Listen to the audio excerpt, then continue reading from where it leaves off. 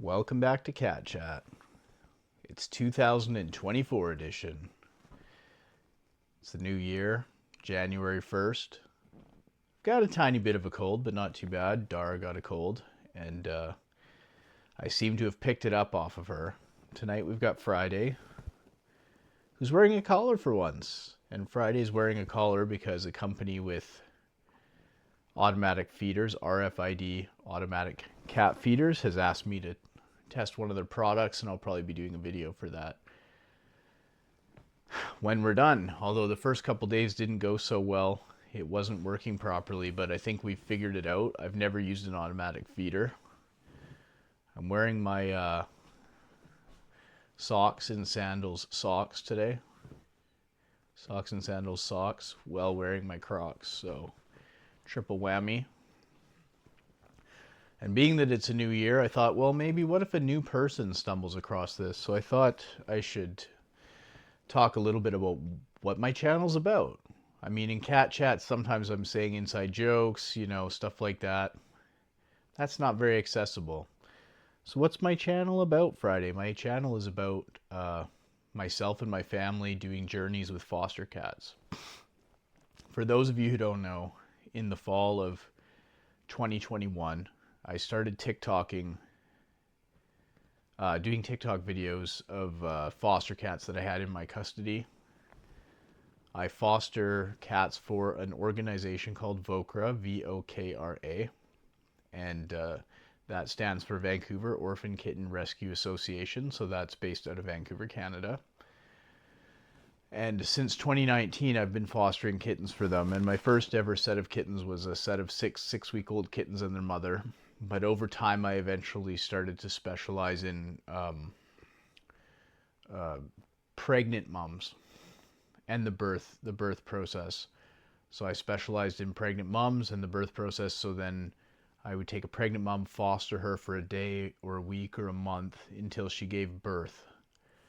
And we would go through the birthing process, and then we would have tiny baby kittens in a mummy box. And those tiny baby kittens would, slowly feed from their mom and grow, or if they weren't feeding properly, we would bottle feed them. And throughout the trials and tribulations of that, we learned a fair bit about raising kittens from moms who give birth in your home. And of course, whenever we don't know enough, we do have the medical contacts at VOKRA, the rescue, who can help me through it. So every time I have a pregnant mom give birth, I learn something new. So more and more it gets not easier, because it's never easy. It's a harrowing process. But more and more I get used to it and have experience. But each time there's something different, I'll tell you that. It's never the same.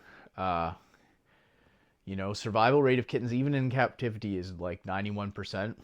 Sounds huge, 91%, but that means if you have 11 kittens, one of them passed away. We have a much higher survival rate than that, but we are always nervous, especially since I live stream the births, of something happening that could upset people. So that's one of my biggest fears. But basically, my channel is about taking that process, turning it into bite-sized videos so that people can get to know it, even if they can't have their own foster kittens in their house. So I let my house be everybody's house. So we get people who come along with us for the journey, who help us with the journey, who send us the toys for the kittens, the cat trees, the food, the litter. People send us all of those things because they want to be a part of the process. Nobody has to do this, but a lot of people want to do it. And it also takes the burden off the rescue for paying for things in the room. And on the other side of the coin, I also do a 24/7 slice of life live stream. So when I have a pregnant mom, and through when she gives birth, and through the raising of the kittens to adoption, we have a 24-hour live stream going in the kitten room, which is right over there. And that's on YouTube here. So that's like kind of the other side. So every day I do the bite-sized videos, often on TikTok or YouTube Shorts. And they're different in both places. I don't repackage my content at this point. Maybe if I start a Facebook page or something, I might, post some of my videos from YouTube or TikTok there as well. I've been thinking of whether or not I need a Facebook page. I don't know. I kind of think I might need to be ready in case something like TikTok disappears or I get banned or something, because I've always heard of random people just getting banned on TikTok and not being able to get their accounts back. But in summation, my channel is for people like yourself, people who have the ability to have kittens as well. Maybe I'll teach you to foster, maybe I'll inspire you to foster or adopt. But I like to bring my crowd of followers and friends through the entire process with me, so we can, have them be born into all of our hands together, and raise them together, and name them together, and provide for them together. And it's a rewarding experience, and every time we do it, it's different. And I think that's what's brought me the following that I do have. So that's why people subscribe to my channel. That's why people follow my TikTok, is to be a part of that journey. And of course, I always sprinkle in my own cats. This is Friday. She's the first cat I ever got in my life. I'm a late to the party cat man. I got my first cat in 2015, January, end of January, start of February, and that was Friday here. She was a foster from an organization that is not VOKRA, a different foster in the Vancouver area, different rescue organization in the greater Vancouver area. I won't name them because the experience wasn't ideal. But basically they put a post on Facebook saying that they needed someone to foster this cat after her surgery, her spay surgery. And I was living in a condo where I was allowed to foster cats. Not foster, but I was allowed to have a cat. The condo let me have a cat, so I was allowed to have a cat. So I said, put my hand up on, and I said, you know what, I could take her. I'd never had a cat before, and I had a friend who liked cats, so seemed like enough experience, right? If you have a friend who likes cats, you can foster cats, no problem. But anyway, they told me she was a real sweet animal, and basically told me where to pick her up at a vet in Vancouver, and they had a little litter box full of supplies for me to take home. So anyway, I went and picked her up that night and brought her home, and she was recovering from her surgery, and she had a giant scar from her spay, full of stitches, scary looking thing, shaved belly, very skinny cat, anorexic cat. And she had lived in the streets in Vancouver, and she had been discovered by actually an adult film actress, we'll call it an adult film actress, someone who likes to, I guess, get it on camera for money, which is, in my mind, a valid career. Anyway, that's just her backstory.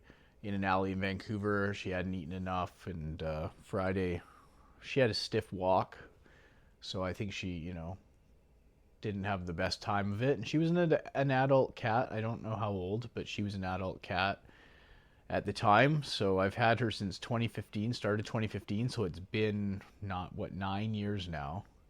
And she was an adult cat. So throughout 2023, I was saying to people that she's probably about 12. So I'm sure by the middle of this year, I'll be telling people she's probably about 13.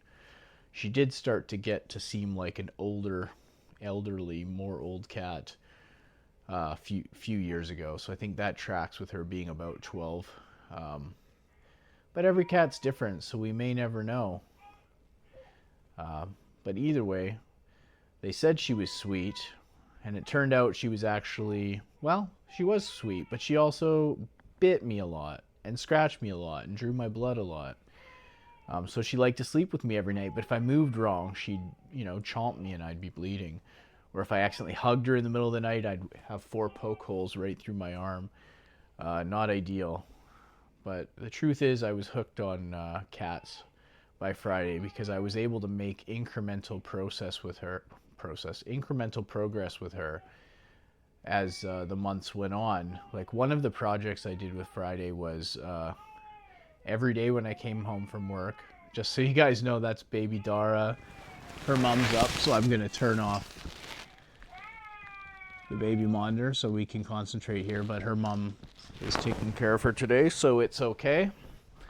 But yeah, so one of the things I did was I came home from work and I would every single day I would, wrap my hands underneath Friday so that I could start to pick her up basically. Like I wanted to pick her up, so every day I would like kind of wrap my hand under her belly and slowly, and she would get uncomfortable.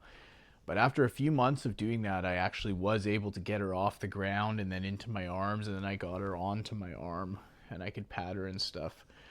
And I was always really careful to make sure the pointy end was facing the other way. You know what I mean? Like you don't want Friday's claws to be pointed towards your face. So you always keep them facing outwards, and even if she swung, I wouldn't get cut. So even now, you'll notice I always approach her from the sides and from the back, because if you approach her from the front, she gets testy. Now, she might not with me because she loves me, but approaching her from the front gets her hairs up a bit, and especially new people, if you go straight to her nose, you get a swipe. Much better to come at her from the sides or back. And I've used that technique with other scary cats to try and stay out of the way of their wrath. For mostly successful, to be honest. Friday's the cat who scratched me the most in my life. Very, very few other cats have scratched me, and most of those were accidents. So, she's been a good teacher. And then by the time we rolled around to 2029, Victoria and I had been married already. And we moved to the house that I'm in right now. And that gave me the ability to have more cats. You see, in my condo, I could only have, the one or two cats. So I only had Friday. In 2015, I applied to VOKRA to foster kittens, but they had never, I guess, like I was going to give it a shot anyway, regardless of what the condo strata thought. But they weren't really comfortable with it, so they didn't give me any cats until I moved to this house, and now that I have no rules, I can have as many cats as I want. In 2019, I got my chance to foster kittens. And when I fostered kittens, I actually fostered them for the first time, not in the room here. It didn't exist yet. This basement that I'm in, this room that the kittens are fostered in, the kitten room, didn't exist.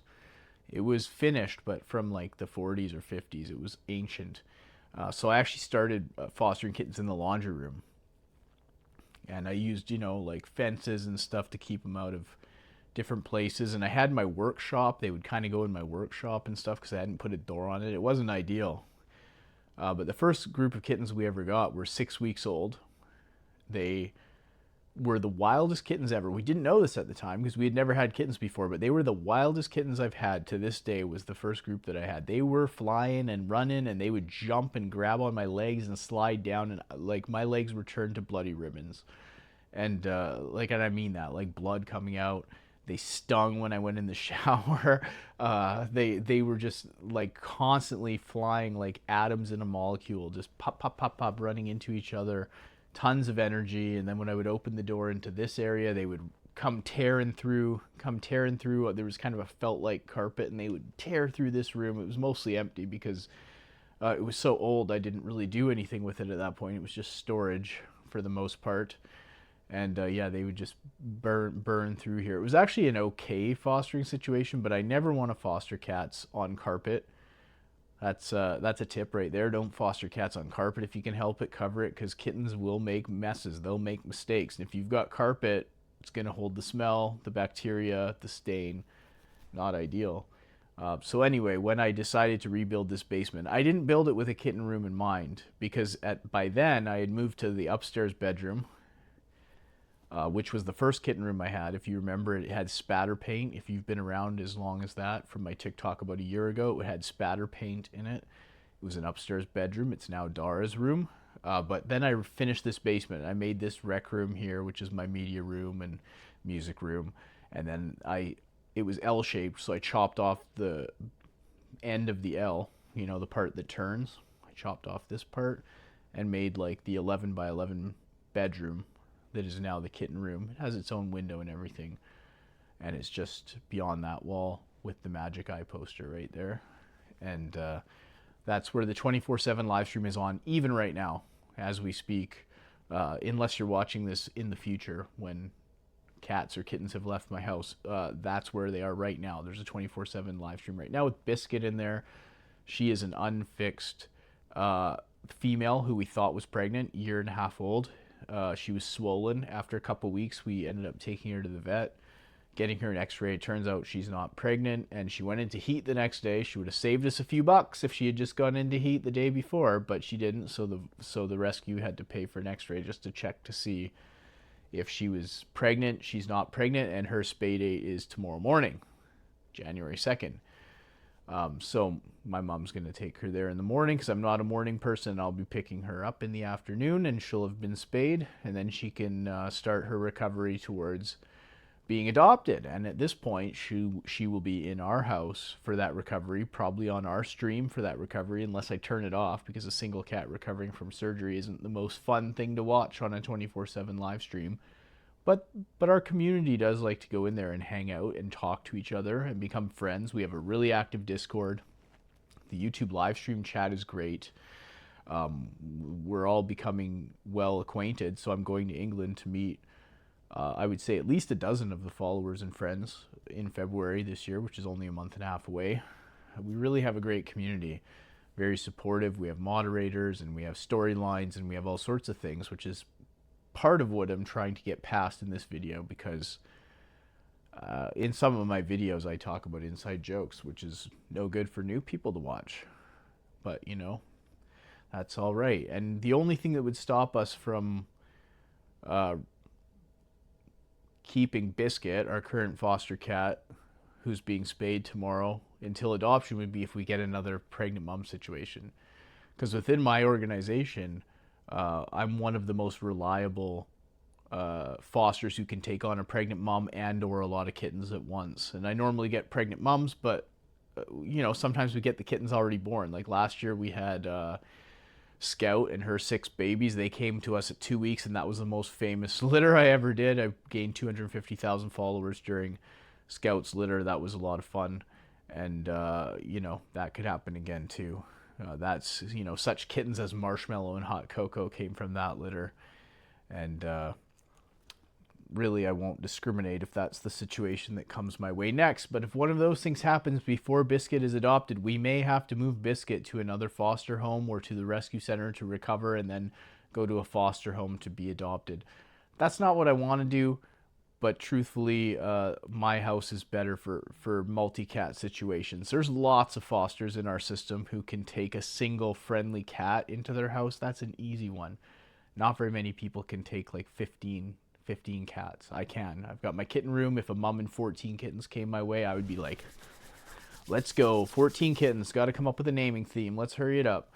And but I've never had 14, for the record. The most I ever had was 9 kittens and a mom. They were born in my house. That was quite a fun litter, and it was the litter just before I started TikTok. So they were on live stream. They were on the 24/7 live stream. So I think there is saved video of them on my channel. If you go back in history to like Kitten Cam, it must be like Kitten Cam 6 or something like that. One of those Kitten Cams, 5 or 6, but they're on there. But I've never had a litter of 14. Actually, VOKRA's record is 13. The most kittens a mom ever had with VOKRA, my rescue, is 13.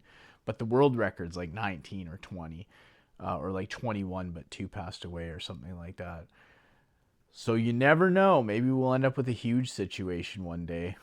But again, because my house is my house, and because I don't have to deal with a condo organization or any rules or a landlord or anything like that, I'm uniquely, well, not uniquely, but more uniquely suited to having a multi-cat situation. So Biscuit currently is taking up a room that could house, say, 6, 7, 8 cats as a single cat. So if we need that room for 6, 7, or 8 cats, we'll move Biscuit to another more suitable foster and get her adopted from there. So don't be sad about it, but that's kind of the story of what I do and who I am. Of course, I'm Michael. I've done a few things in my life. I have a science degree. I played a lot of ice hockey. I played bass guitar in bands for about 15 to 18 years, a few different bands. I've been on the radio and stuff. It was a lot of fun. I was not famous. I'm probably more famous for kitten farming than I ever was for playing music. It's not even probably, it's definitely. And one moral of my story that I actually forgot is the whole reason that my outfit is the overalls is because of the kittens and the messes they make and the fact that they jump on your legs and carve you up. Ever since I started the overalls, I'm never stinging in the shower from the kitten nails. And of course, I'll use kitty claw clippers to snip them from time to time if they get too sharp or too rambunctious. But the overalls save my life. So people who think, oh my God, who is this weird guy wearing overalls? Well, he's the kitten farmer, and he wears the overalls for a practical reason, and that's to be protected from the mess and the claws of the cats, and it's very effective. Every pair of overalls I have has been sent to me by either a group of or individual follower of mine for me to wear, and I think I have like a color for every day of the week now. I got white, I got wine color, red, I've got hickory stripe, which we call the tabby overalls. I got blue. We're just having a ball. I think that's 6. There may be another one. I'm not sure. But that's it. That's the story for today. First day of the year. I hope we foster a lot of cats this year. I've fostered 99. The next cat I get is number 100. And we're looking forward to that. I can't believe it. I wonder if we'll foster, 10 cats this year or maybe, 40. We'll see. But I'm going to keep documenting our journey so that people like you can watch along if you'd like. And if you just like hearing me talk on the couch like a weirdo, then feel free to sub to the YouTube channel and watch the Cat Chat playlist, because this is like, the 8th or 9th Cat Chat now. So there's a couple hours of content there for you if you like it. So yeah, stay tuned. We'll raise more kittens soon, and there'll be plenty to talk about. I'm sure my channel will wake up and I'll have way better things to talk about once I have the kittens, like, the naming them and stuff like that, or like weighing them. We weigh them every day and stuff. There'll be just stuff to talk about. It's been fun. Little Friday's asleep. You can barely see her, but she's snoozing here, having a good time. And I'm going to catch you later. Bye.